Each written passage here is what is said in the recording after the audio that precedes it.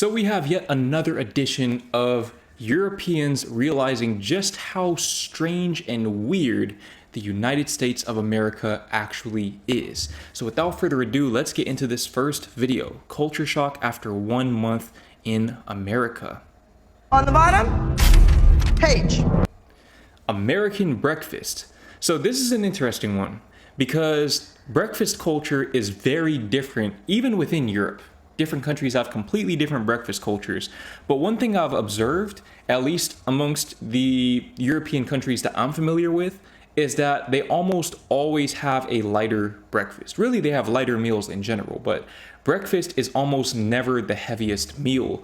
Whereas for a lot of Americans, I feel like sometimes it can be the heaviest meal you eat throughout the day. And I remember growing up, I don't know if I read something online or in a book or if I heard someone say it in a video or something, but someone was saying that it's generally best to have breakfast be your heaviest meal because you have the rest of the day to burn your calories. I don't really know how accurate that is. From a fitness standpoint, to me, it doesn't really make a whole lot of sense because calories in, calories out, doesn't matter when you eat the calories, but different discussion for a different day. I would say a typical American breakfast on a weekday would usually be cereal and milk for a lot of people. A lot of people during the week, they don't have time to sit there and cook a whole American breakfast with eggs, bacon, grits, hash browns, all of these different things. So that's something you might see more on the weekends. But during the weekday, it's going to be either cereal and milk, generally a pretty big bowl of it, and generally a very sugary cereal at that. Cinnamon Toast Crunch, Frosted Flakes. I know they have Frosted Flakes overseas as well, but they're probably not the same, if you know what I mean. Cocoa Puffs, what else? All types of other sugary cereals, Lucky Charms with the marshmallows in them, Captain Crunch. Other than that, I would say a typical American breakfast would be maybe toaster strudel. Just something that's already refrigerated or frozen that you cook in the toaster or the microwave. I remember growing up, I used to eat a lot of these little microwavable pig in a blanket, which is basically a sausage inside of kind of a biscuit type thing. I don't really remember exactly what they were, but I'll put a picture on the screen right here. I feel like that's kind of a typical American breakfast. But I recently realized that in Italy, at least, breakfast is not much of a thing.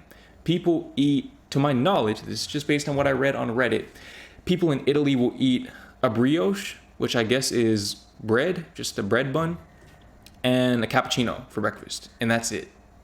And I will say coffee is pretty common for Americans to consume in the morning as well. I don't really consume coffee, but that seems to be pretty common no matter where you are. The UK seems like the only exception to this rule when it comes to European countries, as far as having light breakfasts, is that in the UK, they have beans. They will have beans, sausage, what else? I'm trying to remember what they had on the ferry when we went to the UK, because they had the English breakfast there. I think they had tomatoes or something like that. That one caught me off guard though, seeing that they eat beans for breakfast. Let me know in the comments what country you're from and what a typical breakfast looks like for you. You were good. I'm waiting for you to be great. And next, Kendall. Always tip. So I've beaten this point to death, but I'll just briefly recap why this is the case in case you've never watched any of my videos before.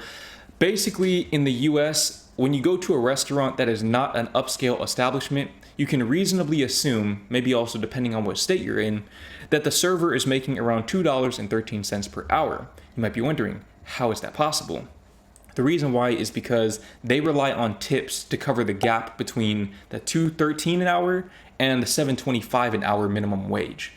So if you don't tip them and they don't actually reach the minimum wage via tips, then the management is obligated. They're legally required to cover the gap.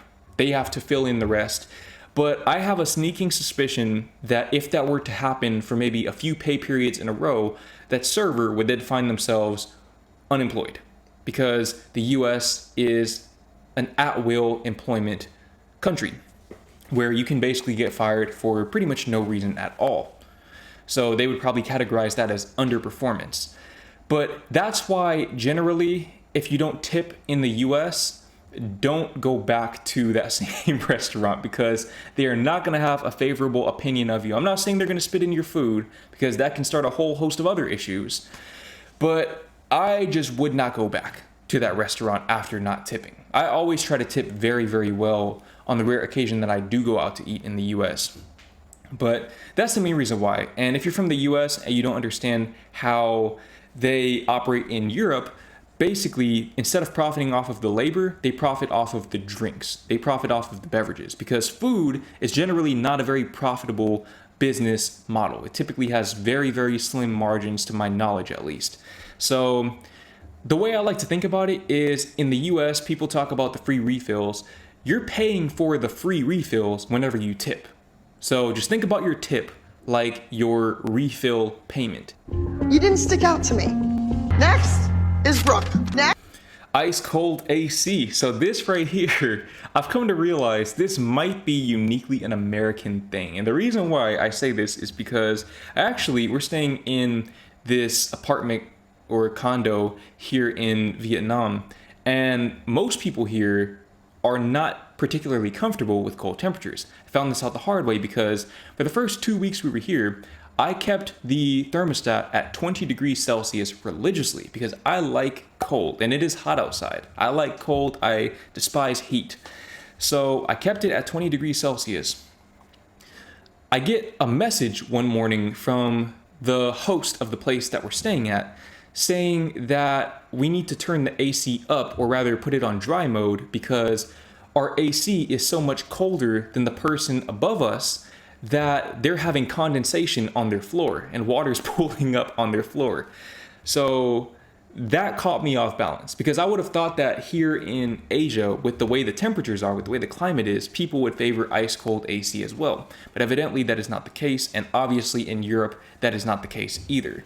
So I always used the weather as the explanation for why Americans prefer really cold AC, but that is no longer a reasonable justification. So honestly, I don't know why we like cold AC like that.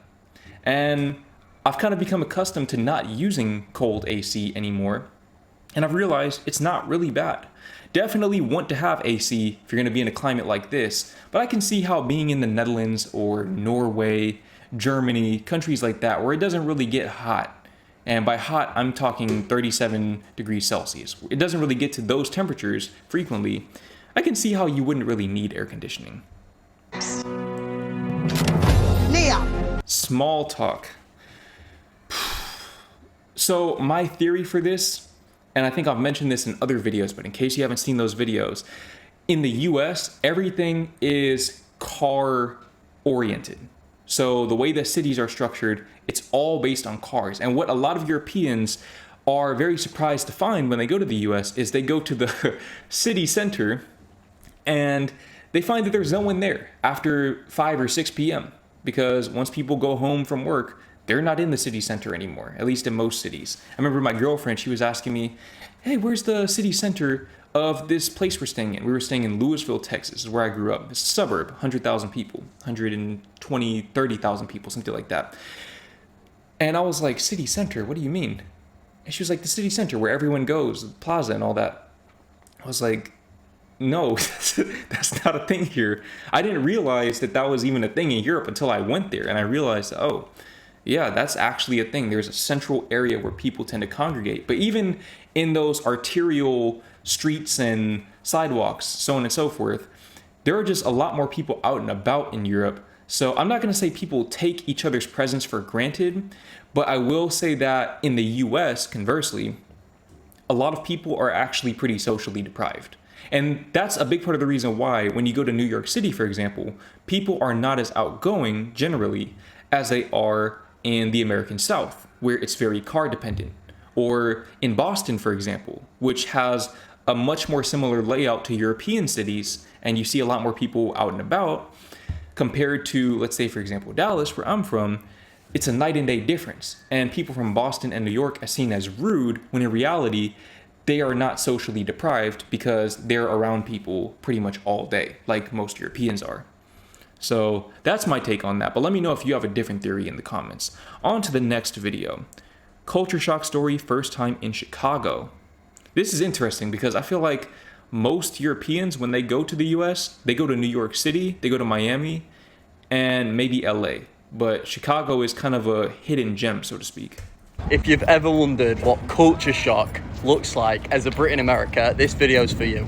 So I'll set the scene. There I am, 21 years of age, visiting Chicago, also known as Chi-Town, for the very first time. So, about to go on my night out, so I have to get the supplies. So I go to the grocery store, as you guys will call it, to get some liquor, and I get approached by this lad in red bandana, red head to toe, and he's like, "Yo bro, can you get me a bottle of Henny?" Bearing in mind he had a full set of gold teeth as well. So I said, okay, so I know that right now with the current political administration in the US, Europeans are not particularly enthusiastic about visiting the US. But on the off chance that you do decide to visit the US, especially if you go to a major city like Chicago, New York, or especially LA, I need you to listen very closely because I'm about to save your life here. If you ever see somebody wearing one solid color like that, I would advise you to keep your interaction with that person or with those people to an absolute minimum, because oftentimes those people are not up to any good. I remember one time I was in the mall, going on a tangent here, but I was in the mall in the DFW area. So not even a gang violence hotspot, but there was this dude walking across the mall. As my friend and I were sitting down talking, I spotted this guy out on my peripheral kind of walking just down the little corridor or whatever, wearing all red. And as he got closer, I realized he had face tattoos and things like that. And he was just looking at me like this. He's just looking. So I look back at him. And I'm just watching him because I don't know what his intentions are. So I'm just following him with my eyes. And I see him mouth to me. He doesn't say it out loud, but he mouths to me, "What the fuck are you looking at?" And I'm not gonna lie, I turned my head away because instantly I ran the calculations in my head. I was like, all right, I can get up and I can press this dude, or I can just avoid any issues because I didn't come to the mall to have issues. I came here to link up with my friend, and I'll just have a cool little story to tell one day. And that's pretty much all that happened. But it just goes to show that there are people out there who are looking for trouble, and a good indication that they are one of those people is that they are wearing a solid color head to toe. "Yeah, no problem." Pulls out a wad of cash, nothing but hundreds. Asks me, "How many do you need?" I said, "Oh, just one will do, mate." Don't know if he knew how much a bottle of Hennessy was, but definitely wasn't going to try stiff him. Anyway, go inside, get my drinks, get his, come outside, give him his bottle, then try give him his change, about $60, $65. And he says, "Don't touch me." So I wasn't trying to touch you, mate, just trying to give you your money. He said he don't want it, keep it. Ah, that was generous of you. You shouldn't have. Then I try and dap him up, just abiding by social norms in America, because not really normal to do all that type of stuff back home, but you know, when in America. And anyway, he says to me, "Miss me with that gay shit." I didn't try and shake his hand after that, but yeah, that was my first experience in Chicago. Okay, so the dude he was interacting with, again, he was up to no good. He had, I'm not going to say evil intentions in mind, but he was up to no good. I'm going to just leave it at that. He was up to no good. But even knowing that premise, that's still kind of a strange interaction to have. Because usually, I feel like even people who are up to no good, if you treat them with general just kindness and you're cordial with them, they're not going to act like that guy did. So it's very likely that that guy was probably under the influence of something and he was just feeling paranoid. But if he was feeling paranoid, I don't know why he would pull out a stack of hundreds. He probably had a gun on him, because I feel like in most of those cities, nobody's just gonna go and haphazardly pull out 100,000 or 50,000 or however much money he had on him unless they have a gun on them. So again, I would just avoid those interactions altogether. Or better yet, don't go to an area where people like that tend to congregate, and you should be fine. Because, I mean, the fact that he came across somebody like that means that he was probably in an area he should not have been in, which is not his fault because he's a foreigner, he's a tourist. He doesn't know where to go and where not to go. But especially if you're a woman, you have to really be mindful of stuff like that. Because a guy with a gun who's already clearly psychologically volatile, that's not somebody who you want to place a whole lot of trust into. But by the time the interaction begins, it's kind of too late. So definitely be mindful of that, or just travel somewhere else.